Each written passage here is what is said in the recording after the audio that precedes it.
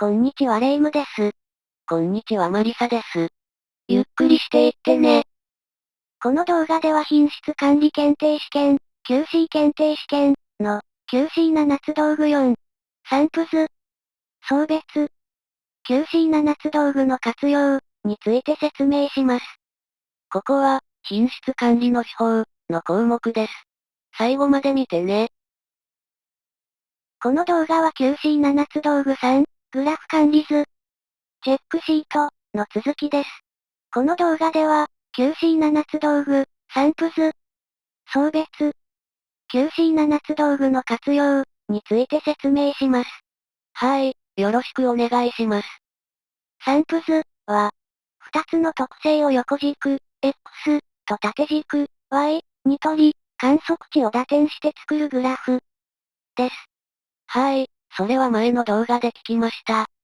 散布図は、対応のある、対になっている、2つの特性、変数、間の相互の関係を調べるのに使われます。散布図は、どんな使い方をするのですか？散布図を見るときには、点の並び方に何らかの傾向があるか、その傾向は直線的か、あるいは曲線的か、その傾向からの、ばらつきはどうなのか、異常値はないか、点の集まりはないか、あるとすれば、送別を行うべきか、などに注意する必要があります。はい。散布図を見るときには、いろいろ注意してみるようにします。散布図を作成した時のデータの散らばり方の代表的なものを図に示します。散布図の代表的な見方ですね。二つの特性 X、Y のうち、A のように X が増加すると Y も増加するときは、正の相関がある、と言い、C のように X が増加すると Y が減少するときは、負の相関がある、と言います。A は、正の相関がある、と言い、C は、負の相関がある、と言うんですね。また、B のように X が増加しても Y に影響が見られない場合は、X と Y との間に相関は見られない、と言います。B は、X と Y との間に相関は見られない、と言うんですね。SAS の散布図は、点火量 X が増加すれば粘度 Y も増加するという傾向にあるので、点火量と粘度には、正の相関があると言えます。なるほど、確かに右肩上がりなので、正の相関がありますね。異常値、外れ値、観測値の集合のうち、異なった母集団からのものまたは計測の過ちの結果である可能性を示す程度に、他と著しくかけ離れた観測値。外れ値は、異常値と同じ意味で用いられます。はい。異常値、もわかりました。送別、とは、母集団をいくつかの層に分割することを言います。層は部分母集団の一種で、相互に共通部分を持たず、それぞれの層を合わせたものが母集団に一致します。母集団は全データのことで、部分母集団の層は、全データから共通するデータを分けた集まりですね。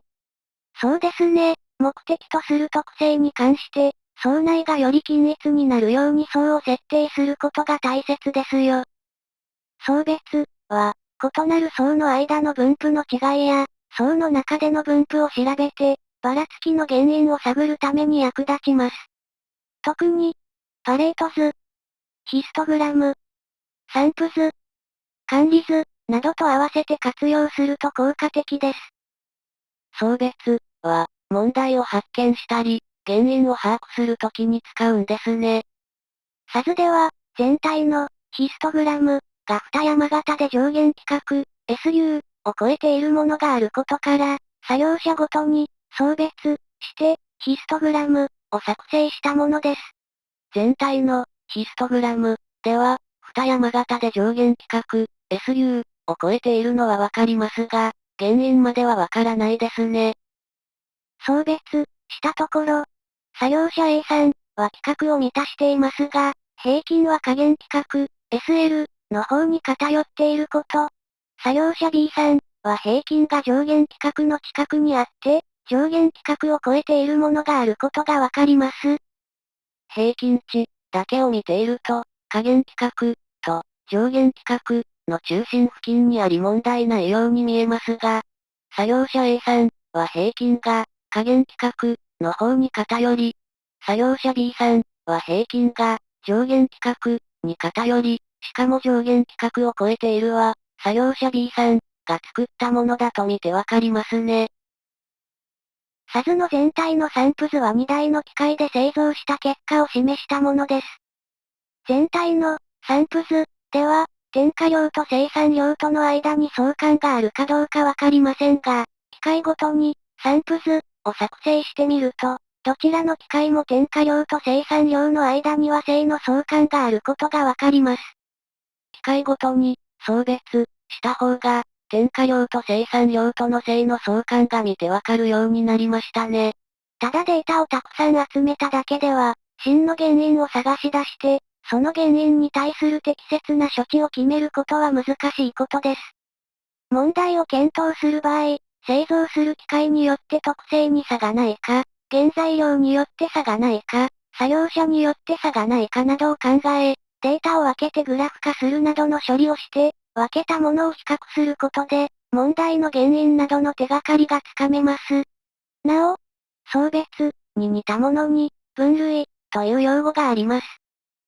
分類は、あらかじめ用意されたカテゴリーに従って資料を仕分ける方法及び行為。ですので、同じ意味で用いないように注意しましょう。分類は、用意されたカテゴリーに仕分けするのに対して、送別は要因を想定して、データを分けて、比較することで原因を調べるために使うので目的が違いますね。QC7 つ道具の活用、品質管理では、事実に基づいて、問題の状況を把握し、プロセス、工程の良し悪しを判断し、PDCA を回しながら、改善活動を行うことが大切です。これまでの動画で色々勉強しました。